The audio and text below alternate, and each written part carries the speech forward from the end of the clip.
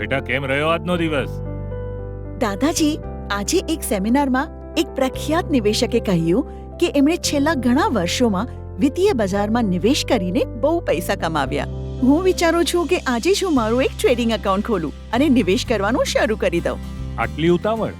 હા દાદાજી, તેઓ કહી રહ્યા હતા કે જેટલું જલ્દી નિવેશ કરવાનું શરૂ કરશો એટલા જ સારા રિટર્ન્સ મળશે. વાત તો સાચી છે બેટા, પણ નિવેશના મૂળ સિદ્ધાંતોને સમજવા પણ જરૂરી છે. કેવા સિદ્ધાંતો? બેટા, આ છોડને મેં ઘણા વર્ષોથી સરખો તડકો, પાણી અને ખાતર આપીને એને ઉગાડ્યો છે. એ જ રીતે ધનની વૃદ્ધિ માટે પહેલા રિસર્ચ, પછી યોગ્ય નિવેશ અને પછી સમય આપવો પડે છે. એ ઉપરાંત તમારા જોખમ પ્રોફાઇલ, રોકાણ ક્ષમતા અને સમયગાળો સમજવો જરૂરી છે.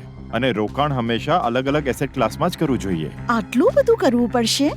જો તમે જાતે રોકાણ કરવા નથી માંગતા તો તમે સેબીમાં નોંધાયેલા ઇન્ટરમીડિયરી, ઇન્વેસ્ટમેન્ટ એડવાઇઝર કે ફંડ મેનેજરની મદદ પણ લઈ શકો છો. અને નિવેશને સુરક્ષિત રાખવા માટે શું કરવું જોઈએ? અફવા કે ટિપ્સ પર ભરોસો ક્યારેય ન કરવો, જે ગેરંટી કે બહુ જલ્દી કમાણીના પ્રલોભન આપે છે.